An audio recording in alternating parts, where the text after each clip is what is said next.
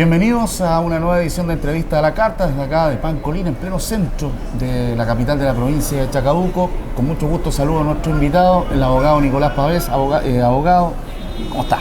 Bien, muy bien, muchas gracias por la invitación, pues, Carlos. Hoy hago hincapié en la palabra abogado porque además en este momento Nicolás no tiene ningún cargo vinculado a un gobierno, ni político, ni tampoco ninguna militancia en partidos políticos. Hablemos de que ahora es tu profesión la que... Sí, efectivamente, la verdad es que milité muchos años en un partido político, renuncié hace ya casi 4. Bueno, y harta gente me conoce, fui concejal, candidato a alcalde, gobernador, pero tomé hace un buen rato ya la decisión de salirme de la política partidaria como tal. Y estoy muy contento porque creo que desde la abogacía uno puede seguir siendo un aporte en muchos temas, así que estoy súper contento porque sigo vinculado a la comuna y sigo vinculado también a temas interesantes. Ahora, uno de los temas que nos ha mantenido además en contacto periodístico es el caso Caravana de la Muerte, y respecto de precisamente la figuración que ha tenido, que ya se comprobó, del ex comandante en jefe del ejército Juan Emilio Cheire. ¿En qué camino jurídico o en qué estado jurídico está esta causa? ¿Qué es lo que se viene hacia adelante? ¿Y qué es lo que ha transcurrido en todos estos años de una larguísima investigación y un caso que ha sido además un caso gigante? Mira, una primera precisión que es importante, no es un tema mío propio, ¿sí? Sino que yo cuando me salgo de la política paso a formar parte del equipo jurídico de la FEP, que es la agrupación de familiares de ejecutados políticos, y ahí he tenido el honor de tener mucha cercanía con esta causa, me ha tocado alegarla, hace unos días atrás me tocó también apelar, y bueno, conozco la causa bastante, son 45 años esperando justicia. El nombre de Cheire es el que más llama la atención, pero no hay que perder el foco que hablamos de 15 chilenos que fueron fusilados de manera ilegal, 15 homicidios calificados, y que también tenemos 15 condenados, no solo Cheire. Obviamente que Cheire es el que más llama la atención porque fue comandante en jefe del ejército, pero bueno, hoy día estamos con condena al apostol, con 10 años de cárcel, tenemos otros condenados más con penas remitidas como cómplices y otros como encubridores. Contestando directamente la pregunta, a nosotros nos parece que está clarísima la participación de los 15 condenados, en particular del apostol y también de Juan Emilio Cheire, pero sí tenemos una diferencia. Creemos que el fallo hace justicia, hace un poco de justicia, establece un poco la verdad de lo que pasó, pero nos parece que las penas son súper bajas. No nos parece aceptable que Juan Emilio Cheire sea condenado a 3 años y 1 día, que en términos prácticos significa que se va para su casa. Cualquier persona en el mundo, creo yo, entendería que si uno es encubridor, nosotros creemos que es cómplice, pero encubridor de 15 homicidios calificados, que los colocan adelante y los fusilan, debiese a lo menos tener una pena de 5 años y 1 día hacia arriba. Si eso sucediera hoy día, esa persona estaría 15 o 20 años presa. Hago la precisión porque cuando uno ve a los mismos que piden penas duras para algunos delitos, son los mismos que después tienen este doble estándar respecto de delitos muchísimo más graves como en este caso. Por eso que en concreto apelamos y esperamos ganar en la Corte. Ahora esperan ganar en la Corte precisamente cambiándola o subiendo el grado de culpabilidad de Cheire. Específicamente son 2 cosas. Uno, creemos que no es encubridor, sino que es cómplice. Ya. Eso ya haría variar la pena de 3 a 5 años. Y en segundo lugar, respecto a ciertas atenuantes. No es primera vez, pero pocas veces se había dado el atenuante del cumplimiento del deber. Creemos que nadie puede de alguna manera esgrimir como una atenuante de responsabilidad que estaba cumpliendo un deber, porque dentro de los deberes de un militar no está fusilar a alguien. No estamos en un caso como ha sucedido en alguna otra oportunidad, eventualmente, donde el militar no tenía opción. Aquí estaba clarísimo lo que iba a pasar. Había noticias del día anterior que venía la Caravana de la Muerte, que iba a llegar un helicóptero, se fue a preparar un cementerio, se fue a preparar una fosa común, por lo cual nosotros tenemos la convicción que había absoluta claridad que aquí se iba a fusilar gente. Y en el caso de Cheire, que es más específico todavía, él participó en al menos 3 consejos de guerra de personas que él sabía de que ya tenían una sentencia, y aún así lo fusilan. Y es verdad, él no es autor directo, pero él participa incluso al día siguiente publicando el nombre de estas 15 personas con falsedades, diciendo, por ejemplo, X persona fue fusilada en el día de ayer por tal delito. Y él sabía que no había sido así. Sabía que nunca se había efectuado un consejo de guerra. ¿Eso se publicó? En el diario El Día de La Serena, el día 15 de octubre de 1973. Y eso, en mi opinión, abogado, es un encubrimiento confeso. Lo que estoy diciendo yo no es mi teoría, son las declaraciones de él. Si Juan Emilio Cheire, ¿qué cargo tenía? ¿Dónde Lo que pasa es que sí, eso es súper importante de precisar. La defensa de ellos siempre se ha querido esconder en el cargo del ayudante del comandante, como una especie de suerte de jefe de gabinete, como un cargo menor. ¿Qué grado tenía en ese tiempo? Teniente. Pero si hay que decir algo, yo creo que ese solo grado, a la luz de lo que existe en el expediente, da cuenta que él tenía conocimiento de lo que sucedía. Ahí podríamos discutir el nivel de toma de decisiones. Pero hay un segundo elemento que es mucho más grave. En esos regimientos, como en la mayoría de los regimientos, existe el departamento segundo de inteligencia, que es el departamento más siniestro, dicho con todas sus palabras, donde se toman las decisiones, donde se detiene, donde se tortura. Y hay que decir que a la fecha de los hechos, el encargado del departamento segundo estaba en comisión de servicio en Santiago, por lo cual lo que se debate en el expediente es quién subrogaba a la persona que era encargada del jefe del departamento. En nuestra opinión, creemos que esa persona era Juan Emilio Cheire, y no es nuestra opinión. Él firma las hojas de calificaciones y hay una serie, a lo menos 4 o 5 testimonios que dan cuenta que Cheire no solo era el ayudante, sino que también era el jefe del departamento segundo subrogante el día que sucedieron los hechos. Y eso lo sitúa en otro nivel de responsabilidad. Exactamente. Ahora, respecto de esto, ¿se habla de personas que fueron fusiladas en La Serena? En el regimiento Arica de La Serena fueron fusiladas, llega el helicóptero en la mañana, se hace una reunión en la oficina del comandante La Apostol. También es bien extraña la explicación de Cheire si estaba o no estaba dentro de esa oficina. Sus propios dichos son contradictorios. El propio comandante La Apostol también se contradice. Nosotros tenemos la convicción que Juan Emilio Cheire entró, salió, nunca vamos a saber. Él se lo llevará con su conciencia cuánto escuchó o no escuchó, pero sí, son fusilados ese mismo día y hay que distinguir. Había algunos funcionarios del ejército que efectivamente los mandaron a almorzar, a ver una película, y no sabían, o no sé si no sabían, pero están bastante al margen.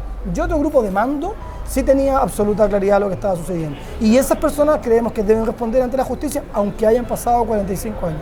Bueno, la apelación están...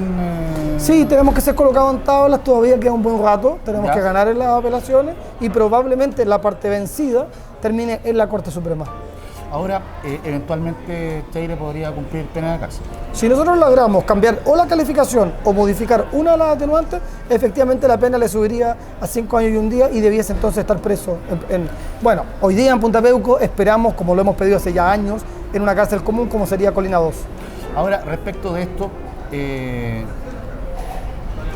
y me refiero a la importancia histórica que podría tener que un ex comandante en jefe del ejército estuviera preso en una cárcel por delitos de lesa humanidad. A ver, yo creo que estamos poco acostumbrados en Chile. Pasó en la ex Yugoslavia, pasó en Argentina. Los dictadores en Argentina, Videla terminó en una cárcel común. Y nos sorprende mucho. Y esa fue nuestra incapacidad de que Pinochet terminara en la cárcel. Pero nos sorprende porque no hemos sido capaces. Parece bastante obvio. El ejército es una institución jerarquizada y es bastante cobarde que finalmente quienes estén en la cárcel sean los bandos medios o los bandos menores y no los jefes. Y a mí me parece, separando el Juan Emilio Cheire, comandante en jefe, versus el Juan Emilio Cheire del año 73, él tiene una responsabilidad política. Lamentablemente solo hablamos de él, pero hay otros 15 condenados y cada uno de ellos en responsabilidades distintas. Hablamos del piloto de la caravana a la muerte, hablamos del mecánico, hablamos de los que dispararon, de los que miraron, de distintos grados de responsabilidad. Esa gente tiene que responder. Y sucede que tenemos esta figura extraña de decir, oye, pero es un excomandante en jefe. Bueno, somos todos iguales ante la ley y eso corre para todos lados. Para presidente de la República, que si tienen que ir presos, tienen que ir presos, para quien sea. No. Me parece que al revés, que lo que los chilenos y chilenas están pidiendo hace mucho tiempo es que tengamos justicia igual para todos. Que deje de ser tan extraño que alguien tenga que responder ante la justicia y que el cargo sea como, oye, pero ¿cómo se va a ir este...? Miren lo que está pasando en el mundo. En el mundo es mucho más común. En Chile, lamentablemente, la clase política tiene demasiado poder. Y eso es lo que ha costado que no los podamos meter presos. Ahora, respecto de las certezas a las que han llegado en la investigación, que es una investigación súper exhaustiva, que han habido testimonios, hay peritajes, hay la participación de testigos. Respecto de eso, ¿los casos de derechos humanos son particularmente complejos en los aspectos investigativos? A ver, esta causa, por ejemplo, tiene 8.000 páginas. Hay otro episodio de 8.000 páginas. Ese es el expediente. Eso no sucede en ningún otro caso penal. Hoy día no hay expediente. Hay causas de 20.000, como Mulchen, Operación Colombo, 30.000, no sé, no quiero equivocarme con el número de páginas. Sí, son muy complejas. Hay que entender también que estamos reconstituyendo lo que pasó, por lo cual los problemas probatorios son súper difíciles. Es decir, yo tengo que intentar ver la prueba testimonial o un peritaje de un carabinero o de un conscripto, de gente que en su mayoría ya murió. tenemos este concepto de la impunidad biológica para los dos lados. Familiares que mueren esperando justicia o procesados que mueren sin que se haga justicia. Es decir, lo complejo no solo es el tema, sino que particularmente si queremos ser justos, la mayor dificultad justamente es administrar justicia con algo que pasó hace 45 años. Ahora, quiero ir a un tema que pasó hace muy poco, que tiene que ver precisamente con las declaraciones o este audio que se filtró de las palabras del actual comandante en jefe del ejército respecto de que hay oficiales y suboficiales, incluso hay un grupo de suboficiales cuyos casos ya están presentados a la Fiscalía Militar, entiendo, desde el mes de octubre, desde el 12 o 14 de octubre, respecto de que armas compradas, armas particulares compradas por ellos, que se dan por perdidas, después han pasado a bandas de narcotraficantes, al crimen organizado. Respecto de este tema, o sea, la verdad que esto es algo que todavía hay antecedentes muy preliminares. ¿Cómo podría compararse esto, que es un hecho gravísimo, con el tema de los delitos de lesa humanidad? Bueno, yo creo que no hay ninguna comparación en términos que los delitos de lesa humanidad son un delito que producen como una quebradura en la historia de un país. Sí, claro. Sucede muy pocas veces. Desde esa dimensión digo que no, me parece que eso es lo peor que le puede pasar sí, claro, al mundo, a una sociedad. Es como una guerra civil, es decir, que en ningún caso es lo del 73, pero pongo como ejemplo que hay cosas que producen quiebres en la historia de la humanidad, y creo que una dictadura, en el 73 tuvimos acá un genocidio, donde se lanzaba gente viva al mar, que salían los helicópteros desde esta comuna, en algunos casos, me parece extremadamente grave. Creo que a tu pregunta son cosas distintas, pero también reflejan algo. La impunidad de las Fuerzas Armadas durante 17 años de dictadura, además la indiferencia o temor, o cualquiera sea la razón, durante toda la democracia del año 90 en adelante, de no querer intervenir las Fuerzas Armadas en el correcto sentido de la palabra. Esto quiere decir ser capaz de modernizarla, controles presupuestarios, derogar la ley del cobre, que recién ahora hay avances, pero lo discutimos 20 años. Y eso produjo este como oscurantismo al interior de las Fuerzas Armadas, porque hoy día nos estamos enterando de la cantidad de plata que se han robado, esta denuncia de tráfico de armas, y para ser justo con el ejército, que jamás, no es que los quiera defender, quiero precisar, sí, claro, que hoy día sucede eso en el ejército. La semana pasada era carabinero, hace un año atrás eran parlamentarios, y un poco antes eran alcaldes. ¿Qué es lo que te quiero decir? Yo creo que hay que hacerse cargo de un tema estructural. Tenemos una sociedad bastante podrida, y también voy a decir algo súper impopular, porque también estamos apuntando al público, pero el privado no se queda muy atrás en esa podredumbre, en esa pequeña corrupción. No estoy tan seguro que aquello que nosotros vemos y le exigimos a los públicos, esos privados, no sé cuánta gente en verdad no tiene ningún problema en evadir sus impuestos, en pasar a llevar al otro, en cagarse al otro, perdón la palabra.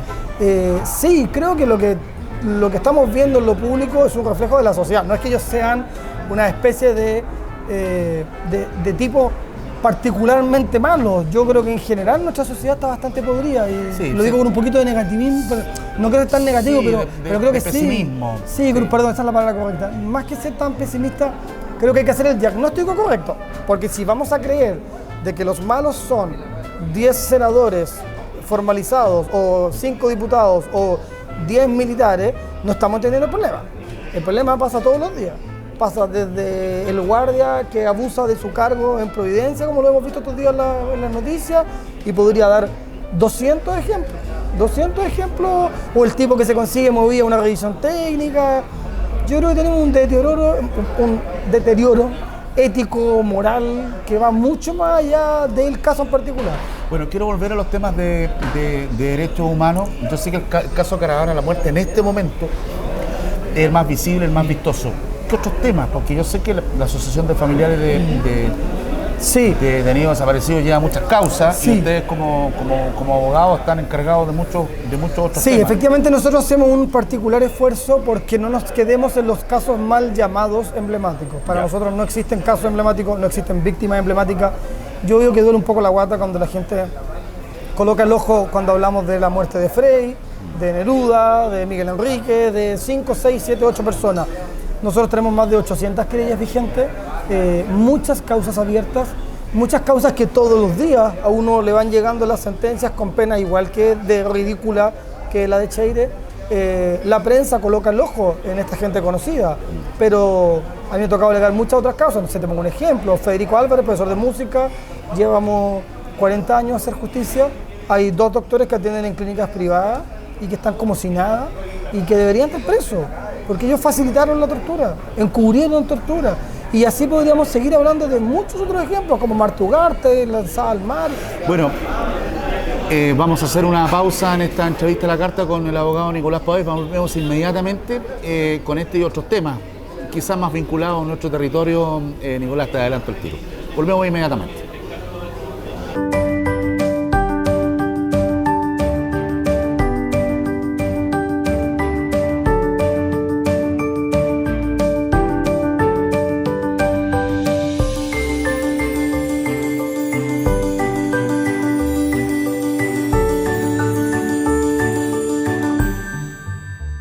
Bueno, ya estamos de vuelta en entrevista a la carta de acá de Pancolina con Nicolás Pavés. Estábamos en temas de derechos humanos, en temas de la caravana de la muerte, de todo lo que significa para la sociedad chilena, pero hay otro aspecto que es el aspecto donde finalmente cumplen sus sentencias y sus condenas. Las personas que han sido autores de estos delitos, y llama la atención que están en nuestro territorio, en la provincia. Bueno, obviamente usted sabe que Nicolás Pavés fue gobernador, bueno, fue concejal, fue candidato a alcalde, pero fue gobernador. Yo le pregunto directamente, Nicolás,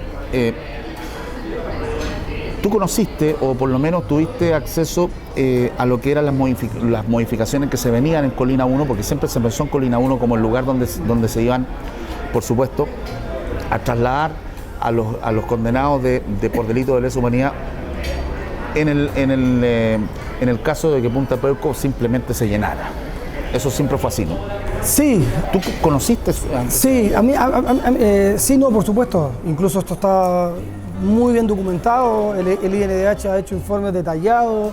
Me tocó particularmente cuando se estaba terminando de construir el Cereco juvenil, ir a las dependencias en Punta Peuco. Bueno, y conozco bien Colina 1 y Colina 2, también vinculado a una de las tragedias un año antes del incendio de San Miguel, que murieron 9 personas acá adentro. Sí me parece que hay que hacer una precisión que es importante, que no es una obsesión esto que no parezca que uno quiere que la persona que está presa deba estar en peores condiciones que los demás, más allá que me parezca espantoso lo que hicieron.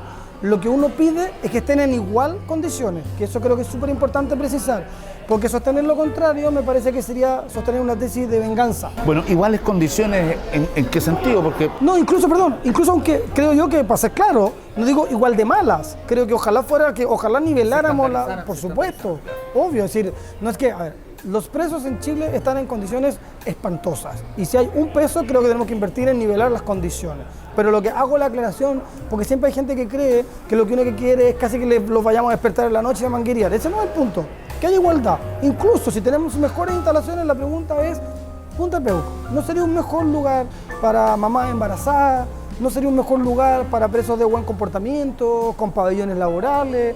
E insisto en el punto, no es que sea particularmente porque esa persona cometió X delito, porque ojo con algo, la segmentación carcelaria está bien. Tú vas a Santiago 1 y hay un pabellón que tiene que ver con los delitos sexuales, hay otro pabellón donde efectivamente pueden haber funcionarios de la policía que no se quieren mezclar con los reos comunes para que no hayan ajustes de cuenta. Eso no es el tema, no es la segmentación, sino que tiene que ver con los privilegios. Y Punta Peuco es una cárcel de privilegios.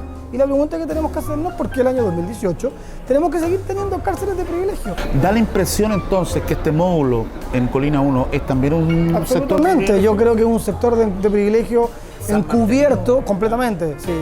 Ese no es un lugar igual al de los demás. ¿Y ese criterio de quién es? ¿De Gendarmería, del Ministerio de Justicia? Yo creo que es una decisión política y para ser bien justo no creo que sea este gobierno porque eso se hizo en el gobierno anterior. Yo creo que es una decisión equivocada. Como Punta Peuco ya no cabían más, había que colocarlo en algún lugar.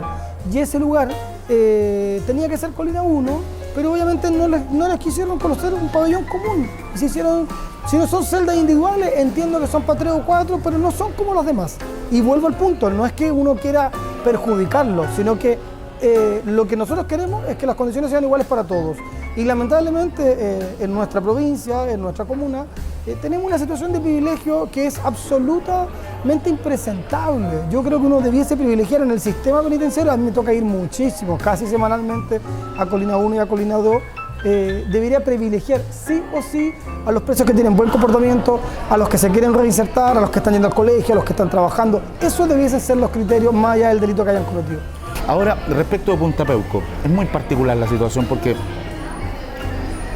la expresidenta Bachelet, que ahora es alta comisionada por los derechos humanos en Naciones Unidas, tuvo la oportunidad, entre comillas, de, no sé si cerrar Punta Peuco, reconvertir Punta Peuco, porque el tema de cerrar en fin, hay una escasez de recintos penitenciarios en Chile que es una cosa... No, sí, creo que la palabra cerrar es una locura.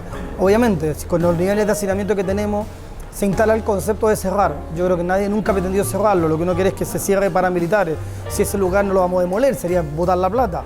Lo ideal sería que ese lugar se ocupara para otro tipo de presos, que alguna vez se dijo que me parecía lo más cuerdo, que era para mujeres embarazadas. Hay que entender que las mujeres, embarazadas y con niños. Las mujeres con niños están con sus niños aproximadamente entre 1 año, 2 años, y lo ideal es que estén en un lugar en óptimas condiciones. Que ahí hay todo un debate respecto de lo que también entendemos por la gente que está presa, cómo se va rehabilitando o no.